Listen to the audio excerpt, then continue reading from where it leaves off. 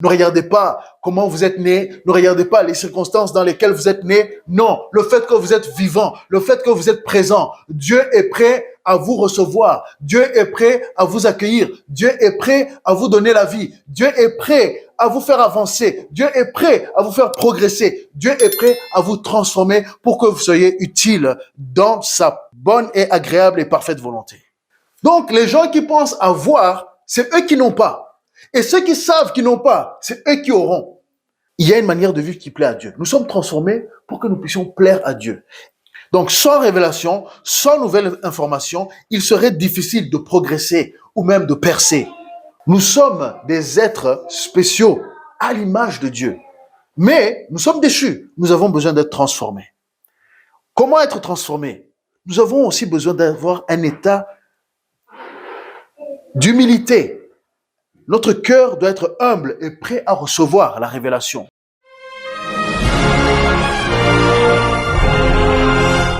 Bonjour à tous ce matin, à tous qui êtes ici et à ceux qui nous suivent aussi en ligne. Donc ceux qui sont en présentiel et en virtuel. Maintenant, il y a des nouveaux vocabulaires en présentiel et en virtuel. On remercie le Seigneur pour son amour. Et comme l'a rappelé Pasteur David, aujourd'hui c'est l'anniversaire de l'Église. 1989 ans. Bon, peut-être plus ou moins 1 an, mais on se rapproche des 2000 ans bientôt. Et donc la fin du 6e jour, si on doit compter de manière 1 jour pour 1000 ans.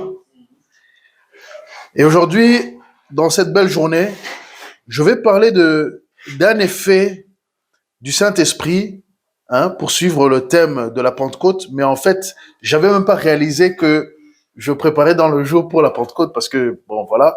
Mais c'est un thème ou bien c'est un sujet que le Seigneur a mis sur mon cœur, que j'intitule Transformer pour transformer.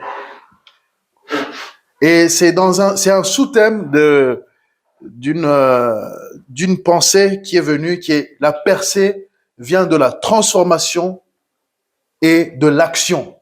La percée vient de la transformation et de l'action. Et aujourd'hui, nous allons simplement voir qu'est-ce que la transformation, ou bien c'est quoi être transformé pour transformer. Transformé pour transformer. Et nous allons utiliser le texte de Romains 12. Vous savez que par ailleurs, on a une série sur Romains, mais on n'est pas encore arrivé à Romains 12, mais un jour on va y arriver. Mais pour les besoins d'aujourd'hui, nous allons utiliser Romains 12. On va lire Romains 1 et 2, mais il y a aussi, on va lire carrément jusqu'au verset 12, parce que, au fait, Romains 1 et 2 sont une introduction à tout le passage qui suit. Mais rappelez-vous que c'est dans le sens de transformer pour transformer. Donc, transformer et pour transformer ER. Pour ceux qui veulent comprendre réellement. Donc, Romains 12, 1 à 12. Je vous exhorte donc, frères, par les compassions de Dieu, à offrir vos corps comme un sacrifice vivant, saint, agréable à Dieu, ce qui sera de votre part un culte raisonnable. Ne vous conformez pas au siècle présent, mais soyez transformés par le renouvellement de l'intelligence, afin que vous discerniez quelle est la volonté de Dieu, ce qui est bon, agréable et parfait. Par la grâce qui m'a été donnée, je dis à chacun de vous d'en avoir pas de lui-même une trop haute opinion, mais de revêtir des sentiments modestes, selon la mesure de foi que Dieu a départie à chacun. Car comme nous avons plusieurs membres dans un seul corps, et que tous les membres n'ont pas la même fonction, ainsi, nous qui sommes plusieurs, nous formons un seul corps en Christ, et nous sommes tous membres les uns des autres. Puisque nous avons des dons différents, selon la grâce qui nous a été accordée, que celui qui a le don de prophétie l'exerce selon l'analogie de la foi, que celui qui est appelé au ministère s'attache à son ministère, que celui qui enseigne s'attache à son enseignement, et que celui qui exhorte à l'exhortation, que celui qui donne le fasse avec libéralité, que celui qui préside le fasse avec zèle. Que celui qui pratique la miséricorde le fasse avec joie. Que la charité soit sans hypocrisie. Ayez le mal en horreur. Attachez-vous fortement au bien. Par amour fraternel, soyez pleins d'affection les uns pour les autres. Par honneur, usez de prévenance réciproque. Ayez du zèle et non de la paresse. Soyez fervents d'esprit. Servez le Seigneur. Réjouissez-vous en espérance. Soyez patients dans l'affliction. Persévérez dans la prière. Pourvoyez aux besoins des saints. Exercez l'hospitalité. Amen. Vous voyez, ce texte, il est rempli de verbes. Il est rempli de verbes. Et lorsqu'on parle de verbes, on parle d'action. Mais avant d'aller plus loin, nous allons regarder à quelques définitions. Comme je l'ai dit, le thème principal, aujourd'hui on est en train d'étudier un sous-thème, peut-être d'une petite série qui va suivre, parce que la percée vient de la transformation et de l'action, ou bien la percée vient par la transformation et par l'action. C'est un gros thème, c'est le thème de toute la Bible, parce que, in fine, Dieu veut transformer l'homme qui était pécheur en un homme qui est saint et qui sera un jour glorifié. C'est Pierre qui énumère d'ailleurs comment l'Esprit travaille en nous. Nous n'allons pas le lire, mais il énumère vraiment plusieurs étapes de transformation jusqu'à qu'on arrive à la glorification. Il nous sanctifie, il nous purifie et ainsi de suite. Il nous équipe. Donc, vous pouvez le retrouver dans l'épître de Pierre.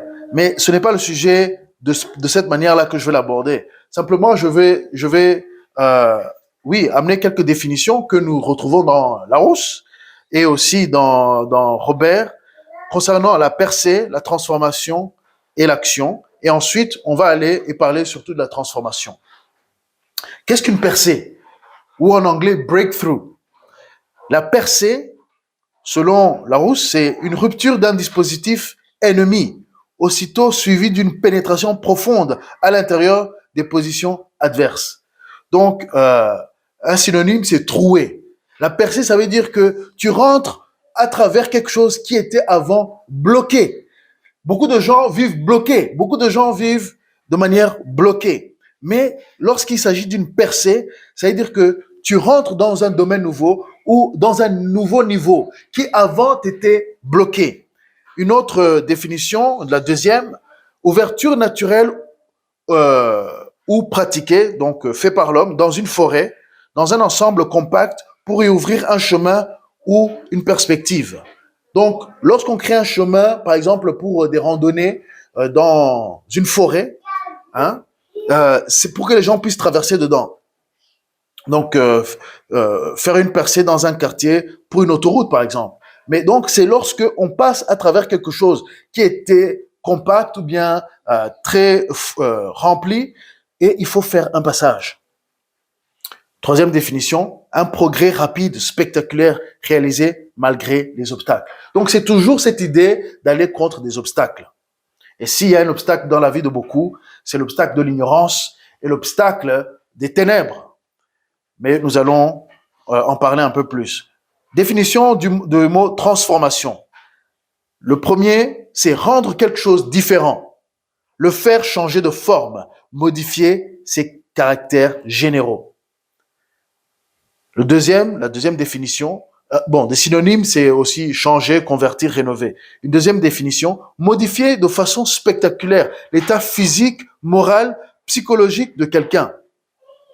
Et la troisième, ça va dans le même sens, faire d'un être un être différent. Donc, c'est la définition littéraire. Donc, il y a cet aspect de métamorphose, de changement. Donc, c'est ce qu'on voit, par exemple, avec les larves qui deviennent des papillons. Ils vont dans le cocon, ils sont transformés, ils sont métamorphosés et deviennent autre chose qui ne ressemblait pas à l'ancien et qui a des fonctions nouvelles. Et nous allons voir tous ces aspects, à quel point c'est important dans la vie du royaume de Dieu, dans la vie en tant que citoyen du royaume de Dieu. Il ne faut pas rester un bébé, il ne faut pas rester un enfant, il faut continuer à être transformé. Pour l'action, j'aime bien la définition dans Larousse, c'est fait ou faculté d'agir, de manifester sa volonté en accomplissant quelque chose, être poussé à l'action. Donc c'est quelque chose qu'on fait selon son intention ou son impulsion, dit le Robert. Le dictionnaire Robert dit ce que fait quelqu'un et par quoi il réalise une intention ou une impulsion. Donc quelque chose qui est de l'intérieur, qui nous amène à faire quelque chose. Se faire ce quelque chose, ça c'est agir. Donc il faut avoir une intention. Mais Larousse dit, ce qu'on avait lu, fait ou faculté d'agir, de manifester sa volonté en accomplissant quelque chose. Ou, deuxième définition, manifestation concrète de l'activité de quelqu'un, d'un groupe. Comme ici, ARD, notre action, c'est de faire connaître le royaume de Dieu. C'est ça notre intention et c'est ce que nous faisons. Toutes nos activités vont dans ce sens. Ça peut être d'un groupe, ça peut être d'une nation. Ça peut être, lorsqu'il y a des guerres, l'intention d'une nation, elle va contre une autre nation pour aller acquérir des choses, un territoire, des ressources, la domination, et ainsi de suite. Bon, c'est la domination des hommes par les hommes, pas celle que Dieu veut, mais ça peut arriver pour une nation. Donc, voilà quelques définitions. Et je dois bien sûr parler de révélation, parce qu'on va en parler. Et la révélation, c'est faire connaître à quelqu'un ou rendre public ce qui était tenu secret. La révélation. Pourquoi c'est important de parler de révélation? Parce qu'il n'y a pas de transformation sans révélation. Il n'y a pas de transformation sans révélation. Et c'est ce que nous allons voir à travers les Écritures, parce que on va dire, ok, mais transformer, pourquoi être transformé? On vient de lire dans Acte 2 comment le Saint-Esprit est venu sur les disciples. Et aujourd'hui, nous célébrons la Pentecôte. C'est la transformation la plus grande que l'humanité a pu connaître. La naissance de l'Église, même on appelle ça la naissance de l'Église, mais c'est la transformation la plus grande que l'être humain a pu connaître depuis qu'il a connu la chute. La transformation la plus grande, c'est lorsque l'être humain a été infusé du Saint-Esprit. Je dirais que c'est même pas lorsque Jésus est venu. Jésus est venu, il l'a fait. Mais l'objectif, c'était que le Saint-Esprit vienne en nous afin que nous puissions être semblables à Christ. Christ, il est le premier à s'être transformé. Il était là dans le Père. Ils étaient ensemble. La parole était en lui. Et puis là, le Père l'a envoyé. Il a été incarné, comme dit Jean. La parole est devenue chair. Et ensuite, la chair, donc, s'est manifestée à tous. Il est devenu la lumière du monde. Il était la lumière du monde. Mais il s'est fait révéler en Christ, en Jésus-Christ. Et il a fait une action. Il est allé à la croix. Il a reçu toute la punition, toute la colère de Dieu qui nous était destinée. Il l'a reçu sur lui-même. Et ça, c'était l'action du salut. En étant sur la croix, en acceptant de se soumettre, en s'humiliant, il est devenu l'agneau immolé. Il l'a réalisé dans le temps présent et il l'a fait pour l'éternité. Car le sang de l'agneau agit d'éternité en éternité. Et ça, c'était une transformation. C'était une transformation. Dieu qui s'est humilié afin qu'il soit homme. Et en tant qu'homme, il est devenu encore Dieu, mais à partir d'être un homme. Il a tout regagné en tant qu'homme. Tout ce qu'il a perdu en tant que Dieu, quand il s'est dépouillé de toutes choses, il a regagné tout en tant qu'homme. Ça aussi, c'est une étape de transformation. Et il nous appelle à suivre le même pas, à être transformé. Donc là, je pourrais même m'arrêter là. Mais il y a beaucoup de gens, il faut les expliquer les choses. Et parce qu'on peut dire, mais ok, c'est bien, on doit être transformé, mais pourquoi être transformé? Transformé en quoi? Bon, je viens d'en parler, je viens d'évoquer quelques idées.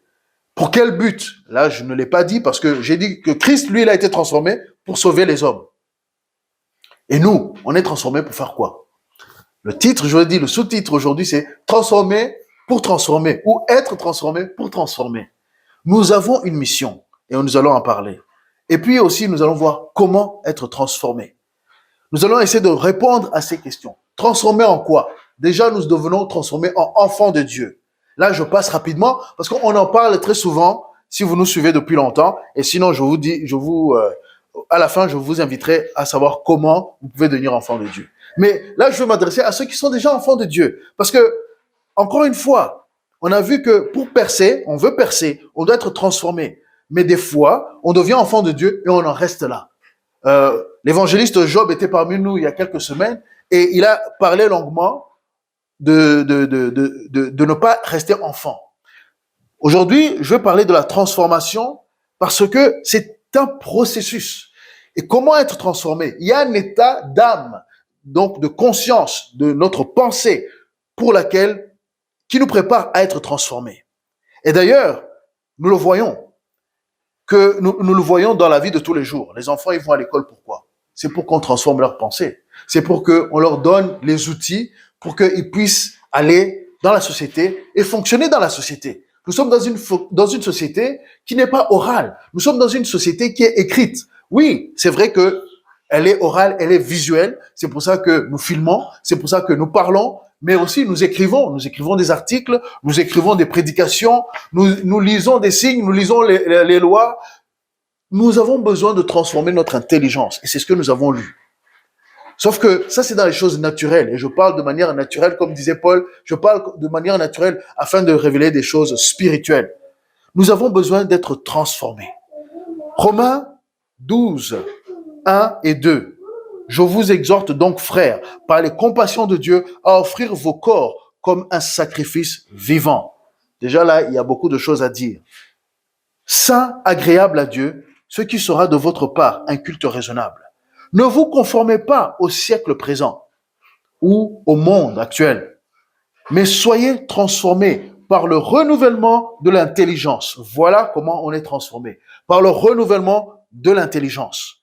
Ce n'est pas simplement en lisant la Bible. Ça suffit pas. Ça suffit pas. Et on va voir aussi. Ça suffit pas de lire la Bible.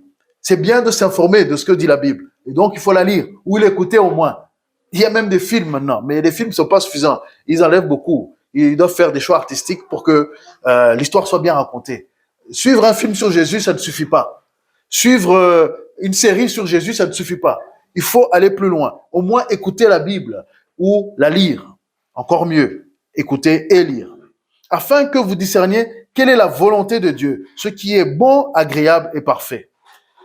C'est le texte, hein, ici, nous montre simplement que il y a une manière de vivre qui plaît à Dieu.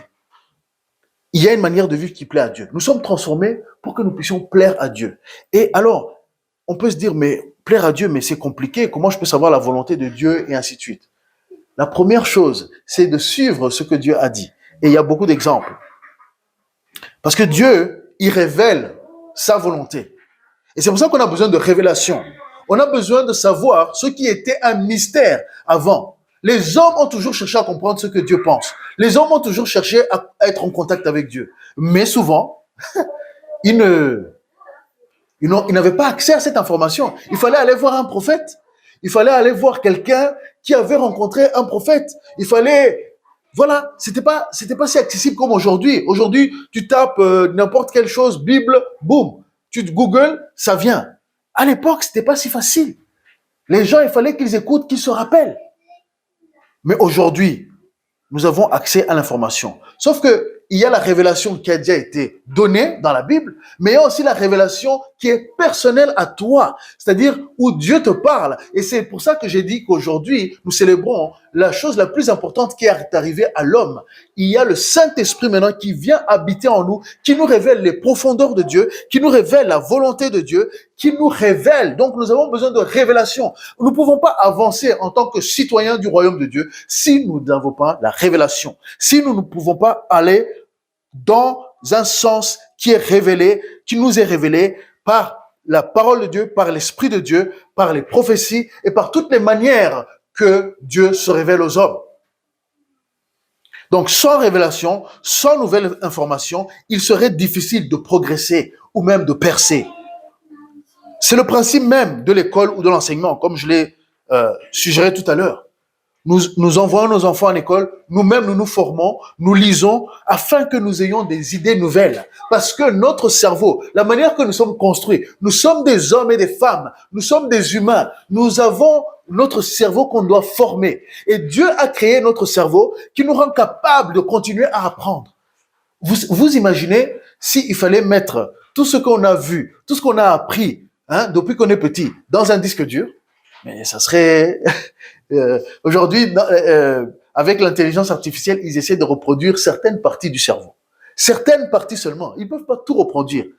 Même si je sais que beaucoup suivent, dans tout ce qui aime la technologie, ils suivent tout ce que Elon Musk raconte. Et moi aussi, je suis ce qu'il dit parce que au niveau de la technologie, en tout cas dans ce qui nous est révélé publiquement, il faut dire aussi ça, dans ce qui nous est révélé publiquement, lui et son équipe chez Tesla ou bien SpaceX ou quoi, c'est eux qui sont à l'avant-garde de tout ce qui est nouvelle technologie. Les Chinois sont pas loin derrière parce qu'ils copient et ils mettent en place aussi leur propre technologie. Mais ils essayent tous d'aller vers l'intelligence artificielle.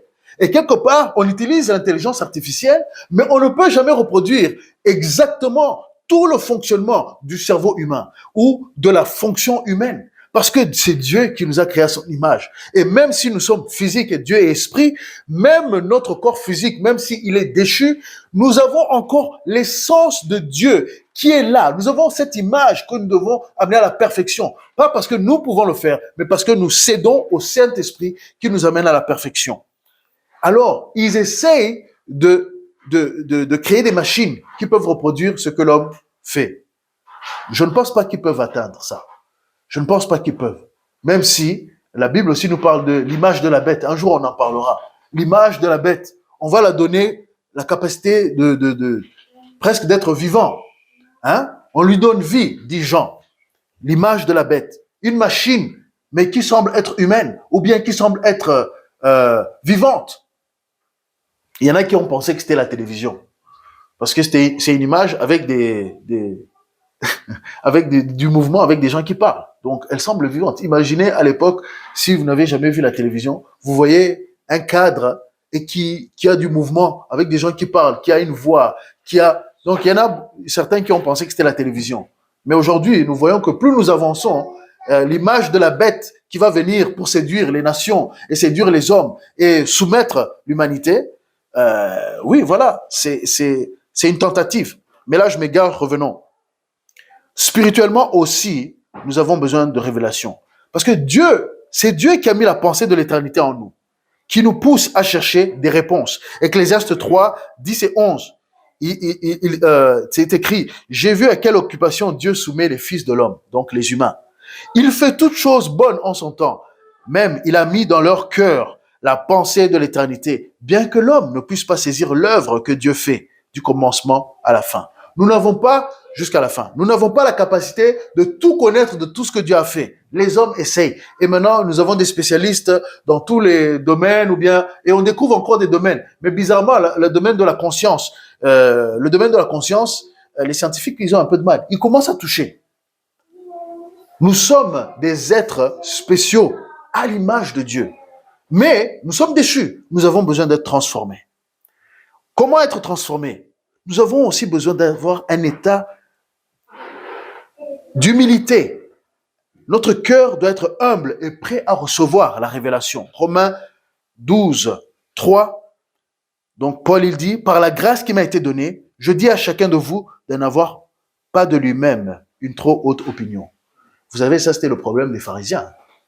Quand Jésus est venu, et on va le lire un peu plus loin, mais je vais déjà le lire, dans Matthieu 13, 12, Jésus, il dit à ses disciples, parce que les disciples demandaient, mais pourquoi tu les parles en parabole? Pourquoi tu parles en parabole et tu n'expliques pas tout? Et Jésus, il a dit, car on donnera à celui qui a, et il sera dans l'abondance. Mais à celui qui n'a pas, on notera même ce qu'il a. C'est pourquoi je leur parle en parabole. Parce que en voyant, ils ne voient point, et qu'en entendant, ils n'entendent ni ne comprennent. Ça, c'était des gens qui avaient accès à la parole de Dieu. C'était les pharisiens. Beaucoup. Ou les orgueilleux, les gens qui n'étaient pas prêts à recevoir. Tu les parles, mais ils sont déjà remplis de leurs propres pensées. Ils ne se disent pas, j'ai quelque chose à apprendre. Nicodème, justement, qui est celui qui s'est montré et qui a été voir Jésus en secret, lui, il voulait apprendre. Il a dit, non, je ne suis pas rempli. Je ne suis pas complet. Il a quelque chose que je n'ai pas. Il a été voir Jésus. Donc, il a cherché à comprendre. Mais celui qui sent qu'il est déjà arrivé, lui, il ne va rien apprendre de nouveau. Et c'est pour ça que Jésus dit, à celui qui a, celui qui comprend euh, que, que ce qu'il a est important. Donc, ce qu'il est en train de recevoir, ce qu'on lui a déjà donné, est important. On va lui donner plus. Parce qu'il il n'est pas orgueilleux de se dire que je suis rempli, j'ai déjà tout ce que j'ai besoin. Mais à celui qui n'a pas, on notera même ce qu'il a. Bizarrement, celui qui n'a pas, c'est celui qui pense qu'il est rempli. Celui qui n'a pas, c'est celui qui pense qu'il est rempli. Et la preuve, là je saute quelques étapes, mais je vais quand même le lire dans Apocalypse. Apocalypse 3, 15 et 16.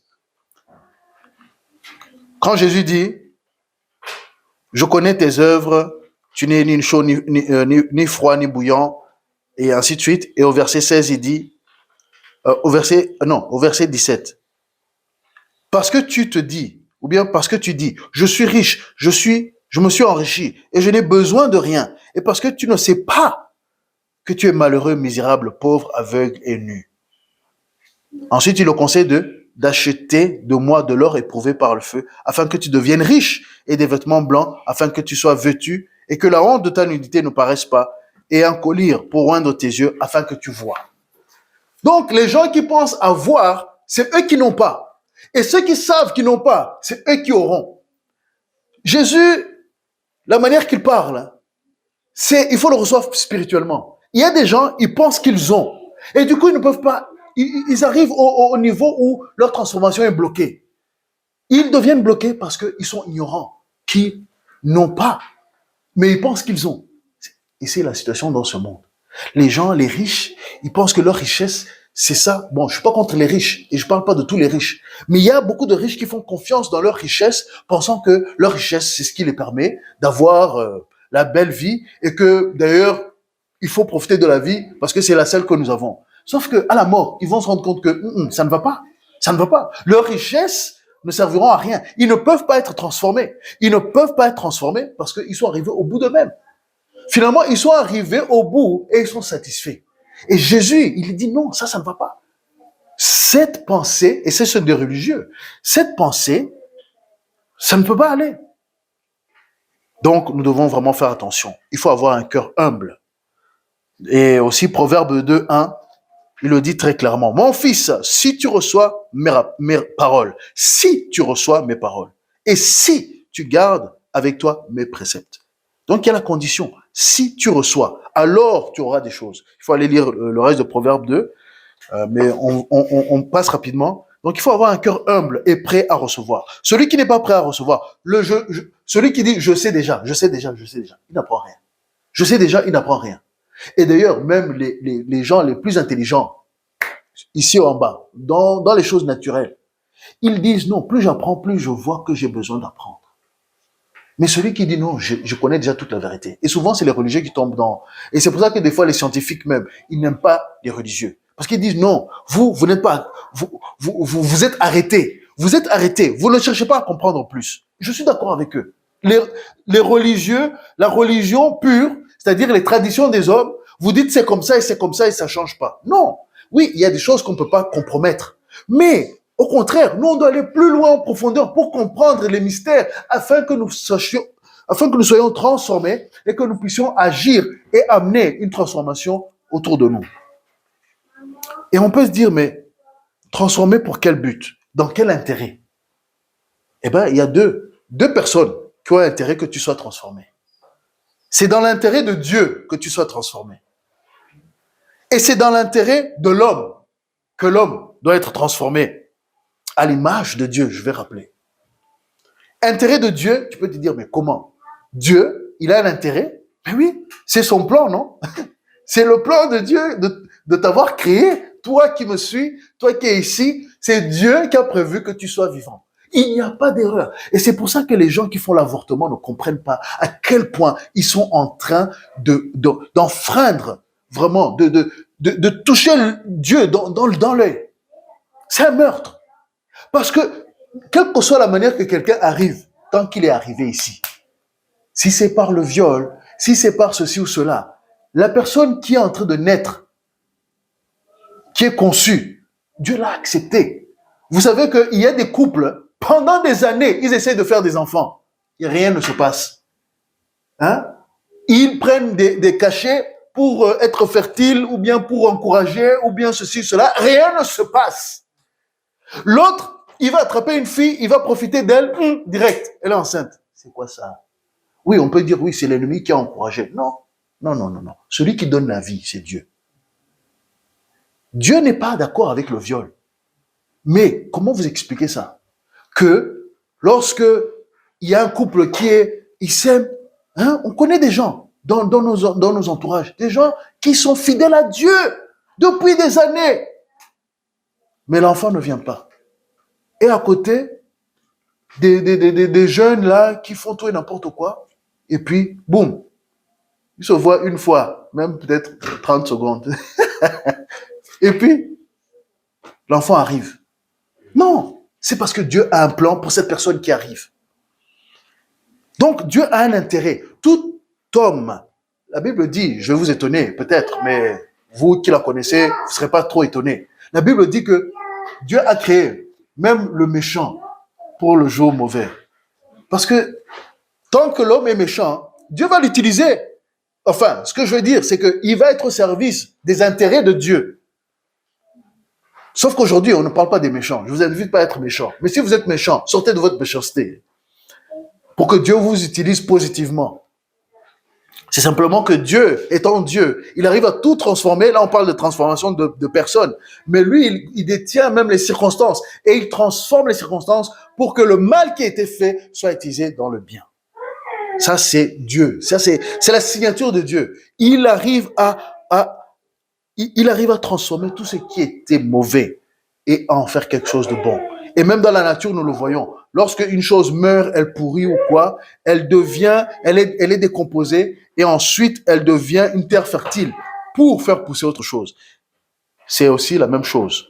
Vous ne regardez pas votre condition, ne regardez pas comment vous êtes né, ne regardez pas les circonstances dans lesquelles vous êtes né. Non, le fait que vous êtes vivant, le fait que vous êtes présent, Dieu est prêt à vous recevoir. Dieu est prêt à vous accueillir. Dieu est prêt à vous donner la vie. Dieu est prêt à vous faire avancer. Dieu est prêt à vous faire progresser. Dieu est prêt à vous transformer pour que vous soyez utile dans sa bonne et agréable et parfaite volonté.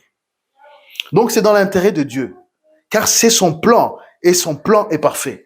Dieu ne désire qu'aucun ne périsse. La mort, elle existe parce qu'il faut arrêter le péché. Voilà pourquoi la mort existe. Mais Dieu ne voulait pas que la mort existe. C'est la conséquence du péché. Le désir de Dieu, c'est que les gens vivent. 2 Pierre 3,9, le Seigneur ne tarde pas dans l'accomplissement de la promesse, comme quelques-uns le croient, mais il use de patience envers vous, ou envers nous tous, ne voulant pas qu'aucun périsse, nous voulons que personne ne meure trop tôt, mais voulant que tous arrivent à la repentance, que tous viennent à la transformation qui amène la vie éternelle, qui est la repentance. 1 Timothée 2,4b, qui veut que tous les hommes soient sauvés. Donc Dieu le Sauveur, il veut que tous les hommes soient sauvés et parviennent à la connaissance de la vérité. Être sauvé, c'est aussi arriver à la connaissance de la vérité. Le début de la transformation. Alors, on vient de voir que c'est dans l'intérêt de Dieu. Bien sûr, c'était très résumé. Il y a beaucoup de choses qu'on pourrait dire. Il y a beaucoup de concepts dans ce que nous sommes en train de voir et qui pourraient être le sujet même d'une grande conférence parce qu'il y a tellement de choses à dire. Mais nous allons aller plus loin. Nous voyons aussi que c'est dans l'intérêt de l'homme, car l'amour de Dieu est parfait. C'est dans l'intérêt de l'homme. Dieu, il a même mis dans l'Église, il a organisé l'Église par son esprit, et il a établi les ministères de la parole. Pour quoi? Pour le perfectionnement des saints en vue de l'œuvre du ministère et de l'édification du corps de Christ, jusqu'à ce que nous soyons tous parvenus à l'unité de la foi et de la connaissance du Fils de Dieu, à l'état d'homme fait, à la mesure de la stature parfaite de Christ. Voici pourquoi c'est dans notre intérêt. Dieu, il a établi, il a envoyé son esprit. La Pentecôte, c'est lorsque Dieu envoie son esprit. Et il a commencé à faire une œuvre, un ministère, pour amener tous les hommes à devenir semblables à la stature parfaite de Christ, à être semblables à Christ et pouvoir accomplir les œuvres que Jésus-Christ a accomplies et faire même de plus grandes, comme Jésus l'a dit. Donc, nous voyons pourquoi c'est dans notre intérêt d'être transformés. L'amour de Dieu fait que il veut que nous puissions participer à tout ce qu'il est en train de faire, à cette merveilleuse création, même si elle a été touchée par le péché. Il y a une création nouvelle, les nouveaux cieux, les nouvelles terres que Dieu va emmener. Nous devons être préparés à cela. Notre conscience doit être touchée. Notre être intérieur doit être transformé. Et même notre corps physique, vous allez voir que notre corps physique aussi est le résultat de la transformation, dépendant de comment nous vivons. Comment nous croyons, comment nous entrons dans la connaissance de qui il est et de ce qu'il fait en nous. Et donc la relation de Dieu avec l'homme a plusieurs aspects. On pourrait dire beaucoup de choses, des tonnes. Toute la Bible parle de cela. Il y a plusieurs transactions qui la définissent, cette relation. Au-delà même du salut. Oui, il y a le salut, mais ça dépasse le salut. Le salut, c'est l'entrée. C'est la première étape. Mais il y a tout un monde après le salut. C'est-à-dire que, oui, le salut, c'est la condition sine qua non. C'est par le salut qu'on a la première percée. On sort des ténèbres, on rentre dans la lumière. Mais ça ne veut pas dire qu'on est sorti de toutes les ténèbres, parce que l'ignorance, ce sont des ténèbres. Et d'ailleurs, c'est comme ça que beaucoup de croyants et beaucoup de chrétiens, pour ainsi dire, aussi, sont bloqués, parce qu'ils sont dans l'ignorance et le diable vous aime là-bas. Il vous aime à aller à l'église, à vous asseoir, à rester dans votre ignorance. Il vous aime comme ça parce que vous n'êtes plus un danger pour lui. Si vous êtes bloqué à la première étape, c'est parfait. Si vous restez enfant, c'est parfait parce que vous ne pourrez pas transformer quelqu'un d'autre. Vous avez eu assez accès, c'est comme un enfant, oui, il fait la joie de la famille, un bébé. Mais s'il reste bébé pendant 5 ans, vous pensez que c'est facile? Vous pensez que c'est intéressant pour les parents? Si un enfant n'arrive pas à marcher, on doit aller voir les spécialistes. Si un enfant n'arrive pas à parler, si un enfant n'arrive pas au bout d'un terme, chaque enfant a sa progression unique. Mais au bout d'un moment, il y a des étapes. Et dans la vie spirituelle, c'est pareil. Si votre transformation s'arrête à l'étape du cocon, pour reprendre l'image du papillon, imaginez, vous restez là, cloisonné, vous ne pouvez pas déployer vos ailes. Vous allez faire quoi? Vous n'allez pas pouvoir aller butiner, prendre dans les fleurs, vous n'allez pas pouvoir aller dans les hauteurs, vous n'allez pas pouvoir profiter de la lumière du soleil pour le papillon s'il reste dans son cocon. Peut-être que ça sera bien au chaud, mais il va stagner et il va jamais éclore vraiment. Il va jamais devenir celui qu'il est appelé à être. Et il y a beaucoup de croyants qui restent à ce niveau-là. Et le cocon, j'ai envie de dire, c'est la religion. C'est la religion qui te garde là comme ça. Elle a son utilité. Les traditions que Dieu nous a données sont à préserver. Mais lorsque les hommes rajoutent et que ça devient trop, là, ça te bloque. Les choses, nous sommes supposés apprendre à marcher et ensuite à courir. Et puis, pouvoir marcher, pouvoir courir selon les capacités. Nous devons pouvoir aller au-delà. Et nous voyons donc qu'il y a une relation entre Dieu et l'homme. Dieu donne, il donne certaines choses. Je vais aller rapidement. Il donne la révélation et ses instructions à l'homme. Proverbe 2:6. Il donne la capacité à comprendre aux hommes. Daniel 2:21. Daniel 2:21 qui dit, c'est lui qui change les temps et les circonstances, qui renverse et qui établit les rois, qui donne la sagesse aux sages et la science à ceux qui ont l'intelligence. C'est Dieu qui donne la capacité de comprendre et de faire la sagesse. Il garantit le succès à celui qui l'obéit. Josué 1:8. Car c'est alors que tu auras du succès dans tes entreprises. C'est alors que tu réussiras. Si bien sûr, tu as fait toute la condition qui précède, dans Josué 1. Allez lire. Proverbe 2:9. Alors tu comprendras la justice, l'équité, la droiture, toutes les routes qui mènent au bien. Les gens veulent aller aujourd'hui, nous sommes dans l'ère où tout le monde veut justement avancer. Aujourd'hui, le business du coaching, qui a remplacé finalement les pasteurs. Les gens, ils ne veulent plus aller à l'église pour entendre une bonne parole. Ils vont chercher des coachs. Mais normalement, la fonction de la parole ou bien des coachs, c'était la fonction pastorale quelque part. C'était la fonction des ministères de la parole, des apôtres, des prophètes, qui étaient supposés donner des paroles de vie aux humains afin qu'ils puissent avancer, qu'ils soient transformés et qu'ils puissent percer de jour en jour et progresser et réussir spirituellement, mais aussi naturellement. Parce que il y a aussi ce piège. Les gens, ils réussissent spirituellement, ils ont des visions, ils ont des rêves et c'est très très bien et franchement, nous encourageons cela. Mais si tu restes à l'état de recevoir des prophéties, des rêves et des visions seulement et que tu n'agis pas, tu n'es pas encore en train d'accomplir la transformation que Dieu veut en toi. Parce qu'une transformation complète, ça amène à une action selon la volonté de Dieu. Et c'est ce que nous avons lu dans Romains 12. Vous voyez toute la liste, toutes les actions, tous les verbes que nous avons lus à partir du verset 3 jusqu'au verset 12. Si vous méditez dessus, vous allez voir ce sont des actions qui sont le résultat de quoi? De la transformation, du renouvellement de l'intelligence. Parce que la parole de Dieu a agi. Dieu donne tout cela. Et qu'est-ce que l'homme est supposé donner à Dieu? On revient un peu sur le thème, mais c'est ça, sur ce que j'ai dit avant. L'homme doit donner sa foi, sa confiance et son obéissance à Dieu. Ça, vous pouvez voir avec les héros de la foi, ceux qui ont eu la foi, ceux qui ont cru en Dieu, ceux qui ont cru ce que Dieu leur a dit, même sans le voir, mais ils ont cru. Et ça leur a poussé à faire des actions. On a commencé par Abraham. On en a déjà parlé dans d'autres prédications ici. Vous pouvez les suivre sur notre chaîne YouTube. Et l'homme, donc Hébreux 11, Hébreux 12, les héros de la foi, vous pouvez comprendre comment cela fonctionne.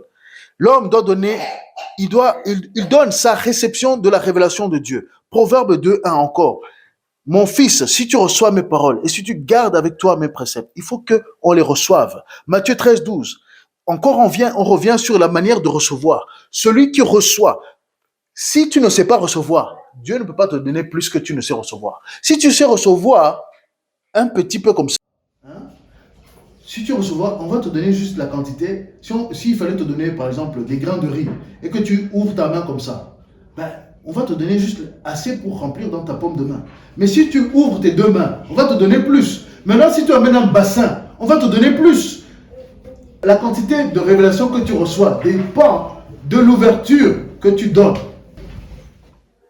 L'homme doit donner, et je vais aujourd'hui, c'est juste une première partie. L'homme doit donner donc sa confiance et il doit aussi être capable de recevoir la révélation.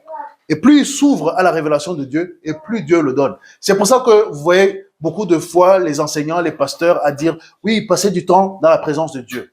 Soyez toujours ouverts à l'esprit. Ça ne veut pas dire allez vous cacher dans une chambre seulement, même si c'est le cas. Mais il faut toujours, c'est comme la Bible qui dit aussi, prier sans cesse. Ça ne veut pas dire va et prie sans cesse dans ta chambre seulement. Non. Ça veut dire sois continuellement ouvert à la présence de Dieu en toi. Que le Saint-Esprit a la liberté de te parler. Et que tu ne sois pas tout le temps en train de dire non, je vais faire comme moi je pense. Non. Laisse le Saint-Esprit parler en toi. C'est ça qu'il est venu faire. Il est venu nous guider. Et il est venu nous amener à être transformés de jour en jour. Plus on le laisse parler, plus il nous transforme. Plus il nous transforme et plus nous sommes transformés. Et ensuite, plus aussi nous serons capables d'influencer correctement les autres. Les gens vont voir que tu agis différemment. La Bible dit que, en anglais, peculiar people, que nous sommes une race un peu spéciale. Nous sommes des gens un peu différents, un peu bizarres. Un peu bizarres, si on doit reprendre ce terme, un peu bizarre. Les gens te regardent et disent, mais non, toi, tu fonctionnes pas tout à fait pareil. Tu parles pas exactement de la même manière. Pourquoi? Le Saint-Esprit est en toi. Il y a des choses qu'il te permet pas de dire. Parce que, voilà, c'est pas bon, ça va te souiller. Et il y a des idées aussi dans lesquelles il va te pousser, que d'autres n'auront pas. Il y a des imaginations qu'il va te donner, ce qu'on appelle des visions. Il y a des visions qui viennent parce que c'est la manière que le Saint-Esprit nous parle aussi. Donc, aussi, l'homme, il doit donner à Dieu l'application de la révélation. C'est un don. Parce que nous avons vu que dans Romains 12, 1, que c'est un culte agréable. C'est le sacrifice vivant. Être sacrifice vivant, c'est un culte raisonnable. Et ça devient agréable lorsque on suit de plus en plus la volonté de Dieu. C'est une marque de notre transformation. Une transformation, c'est quelque chose qui va de l'intérieur vers l'extérieur. Et ça, c'est quelque chose d'important. Je vais en parler maintenant tout de suite. Le sens des choses dans toute cette affaire. La percée vient du fait d'être transformé. Et le fait d'être transformé nous amène à faire des actions. Si tu fais simplement des actions sans avoir connu la transformation, tu es en train de te tromper toi-même. Tu es en train de mettre en pratique, mais sans avoir été transformé. Et là, c'est comme ça que beaucoup de gens se séduisent eux-mêmes. C'est pour ça que Jésus, il a dit, beaucoup viendront en disant, Seigneur, Seigneur. Mais je leur dirai, loin de moi, je ne vous connais pas. Vous qui, quoi? Commettez l'iniquité. Donc, ils faisaient les bonnes choses Aux yeux des hommes, on peut dire, oh le pasteur là, oh le prophète là, oh cette personne-ci, oh cette personne-là. Et voici le danger de ne pas être transformé. Le danger de ne pas être transformé, c'est que tu n'es pas changé de l'intérieur. C'est que tu es rentré par la fenêtre et pas par la porte. Tu es dans le royaume de Dieu, mais sans visa. Mais vous savez ce qui se passe quand tu n'as pas le visa? Tu as ordre de quitter le territoire. Et quand tu as ordre de quitter le territoire, à moins que tu arrives à négocier et qu'on te donne le visa. Sinon, on te met dehors. Il y en a qui sont tièdes parce que ils font les choses à moitié. Tantôt, ils sont en train de louer le Seigneur, tantôt, ils sont dans le péché. Ils sont tout le temps comme ça. Non, ça aussi, on peut pas les utiliser. On peut pas vous faire confiance, même dans la société naturelle. Si tout le temps, vous faites des infractions et que chaque fois, on va pas vous faire confiance, on va pas vous donner un rôle important dans la société. Et aujourd'hui, d'ailleurs, avec les scandales qui sortent, nous allons avoir beaucoup en plus de scandales qui vont éliminer les gens, qui vont disqualifier les gens. Mais ils se sont disqualifiés eux-mêmes lorsqu'ils n'ont pas laissé que le Saint-Esprit les qualifie, que le Saint-Esprit les rende capables. Et ce n'est pas parce que vous avez fait les études en théologie que vous êtes qualifiés. Ça, c'est une idée à bannir. Parce qu'il y a beaucoup de gens qui ont fait 5 ans, même 10 ans de théologie, qui ne sont nulle part par rapport à l'Esprit de Dieu. Ça aussi, il faut le dire. Il faut le dire. Être transformé, c'est laisser le Saint-Esprit venir en toi afin que tu sois ce sacrifice vivant. C'est-à-dire que tu te donnes. Être un sacrifice vivant, un sacrifice, vous savez comment on mettait, on liait les mains et les pieds de l'animal et il était incapable de faire ce qu'il veut. Il était soumis et bien sûr, le sacrifice à l'époque, c'était, voilà, on tuait l'animal. Mais là, c'est un sacrifice vivant. Donc, ça veut dire qu'on ne va pas te lier, mais tu es lié. C'est comme si tes mains sont liées aux mains du Saint-Esprit. Tes pieds sont liés aux pieds du Saint-Esprit. Et donc, de cette manière-là, tu ne fais plus exactement comme toi tu aurais voulu, mais tu fais selon le Saint-Esprit. Ce qui est bien avec Dieu, c'est qu'il est parfait et il est rempli d'amour. Et lorsqu'il fait une chose, il le fait parfaitement. Et donc, il t'amène à vivre une vie de perfection si tu te laisses être transformé. Et il prend en compte tes défauts, il prend en compte ce qui n'allait pas, mais petit à petit, il commence à les enlever. Il va émonder. La Bible dit que qui aime bien châtie bien et que justement, Dieu aussi, il corrige. Il corrige et il enlève les choses. Mais tout en enlevant, il te transforme, il te permet d'aller de l'avant. Si tu es prêt à être transformé, si tu es prêt à être instruit, à être corrigé, à recevoir la révélation de Dieu et ne pas la rejeter. Et ne pas la rejeter. Si le Saint-Esprit était venu à la Pentecôte comme il est venu, et que, c'est même pas si le Saint-Esprit, lorsque le Saint-Esprit est venu à la Pentecôte, et qu'il a mis les langues, et que les gens n'ouvraient pas leur bouche pour parler, ben ça allait être compliqué. Ou bien qu'ils n'obéissaient pas à l'ordre du Saint-Esprit. Mais nous voyons que les apôtres, si aujourd'hui nous sommes des croyants, si aujourd'hui nous sommes des enfants de Dieu, c'est parce que il y a des gens qui ont été transformés et qu'ils ont obéi et ils ont enseigné d'autres et des autres aussi ont été transformés jusqu'aujourd'hui. Donc des disciples. En fait, ce dont on est en train de parler, c'est la vie de disciples. Et Dieu, bien sûr, reçoit la louange et la gloire, l'adoration et la reconnaissance. Il reçoit une famille agrandie. C'était son plan, de grandir sa famille. Parce que nous sommes devenus enfants de Dieu, selon Jean 1,12. Et il reçoit aussi un corps nouveau. Alors, qu'est-ce que je veux dire par là? Nous devenons le corps de Dieu sur terre. Nous sommes les représentants de Dieu. Ici-bas, notre corps devient utile à Dieu. Notre autorité ou bien a été donnée à Dieu. Nous avons le droit, parce que Dieu nous a donné la domination sur la terre, Genèse 1,26, allez lire que Dieu nous a donné de dominer sur tout ce qui existe sur la terre, toute la création. Pas nous dominer les uns les autres. Ça, c'est l'abus du commandement là. Mais, donc, sur la terre, nous sommes les seuls à avoir l'autorité ou bien le droit d'agir. Alors, Dieu maintenant, il vient en nous et il a le droit d'agir à travers nous. Et c'est pour ça que partout, vous voyez que Dieu, il fait quelque chose, il a toujours besoin d'un partenaire humain. Le déluge, il y a eu Noé et ainsi de suite. Partout, il cherche un prophète, il cherche quelqu'un. Et là où c'était impossible aux hommes de faire, il est devenu humain lui-même, comme on a dit au tout début. Donc, je vais m'arrêter là parce que, comme je vous ai dit, c'est un sous-thème. Mais l'homme reçoit son identité. Dans la relation entre Dieu et l'homme, lorsqu'il est transformé, il reçoit son identité réelle, comme le pasteur David aime nous le rappeler, notre identité. Et aussi, nous recevons une mission.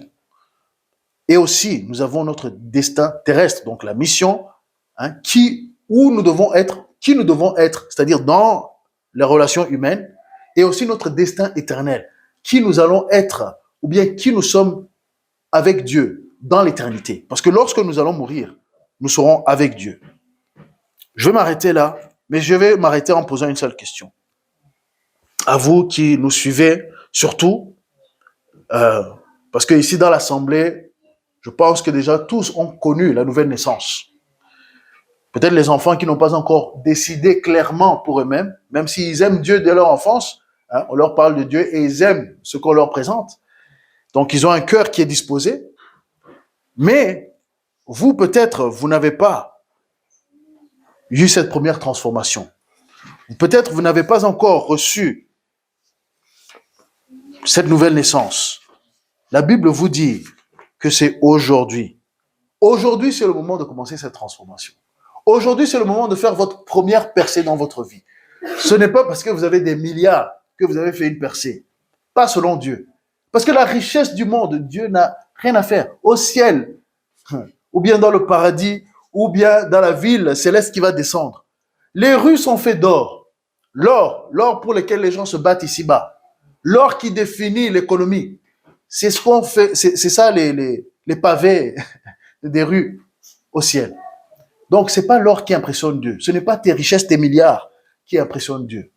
Ce qui impressionne Dieu, c'est si tu as accepté ce qu'il t'a dit, qu'il a envoyé Jésus-Christ pour te sortir des ténèbres dans lesquelles tu te trouves.